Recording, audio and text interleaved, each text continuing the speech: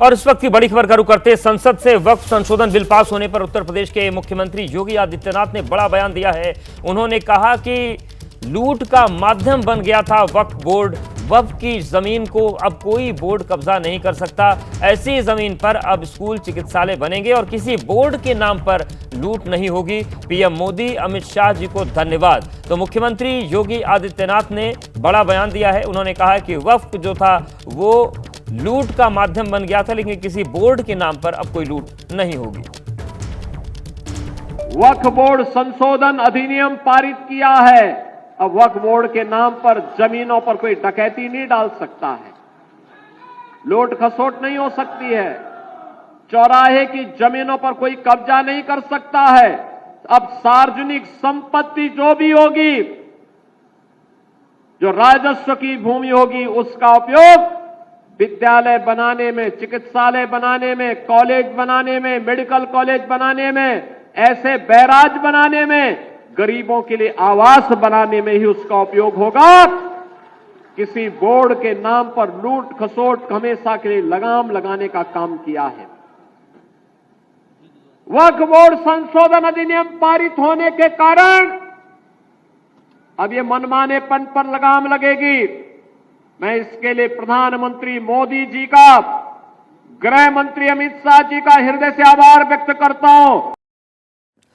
तो मुख्यमंत्री योगी आदित्यनाथ को आपने सुना, वो कह रहे हैं कि जो वक्फ बोर्ड था वो लूट का माध्यम बन गया था और वक्फ के नाम पर जिस तरीके से सार्वजनिक संपत्तियों की लूट हो रही थी, उस पर अब वक्फ संशोधन बिल से रोक लगेगी। और इस बात के लिए उन्होंने प्रधानमंत्री और गृह मंत्री का धन्यवाद भी दिया है। हमारे साथ हमारे सहयोगी बलराम पांडे जुड़ गए। बलराम, मुख्यमंत्री योगी आदित्यनाथ ने बड़ा आक्रामक और बड़ा बयान दिया है और निश्चित तौर से इस पर अब राजनीति का नया सिरा उत्तर प्रदेश में खुल जाएगा।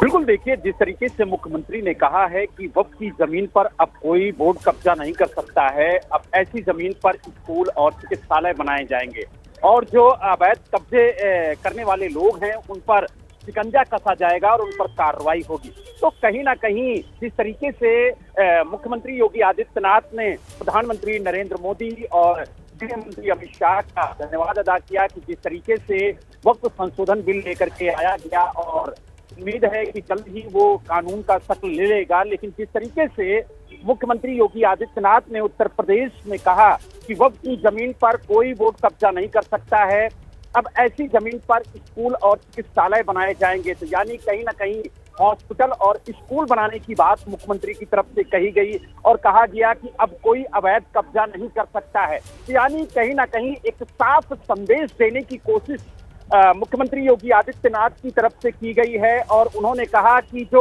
लूट का माध्यम बना था बोर्ड, वो चंद लोगों के लिए बना था, लेकिन अब ये बंद होगा।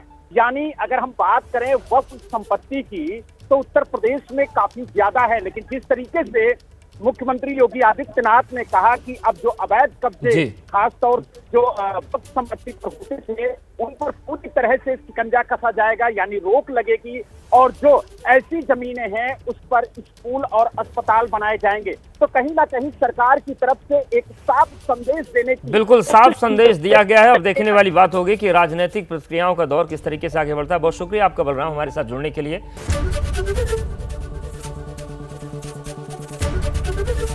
एबीपी गंगा, खबर आपकी, जुबान आपकी।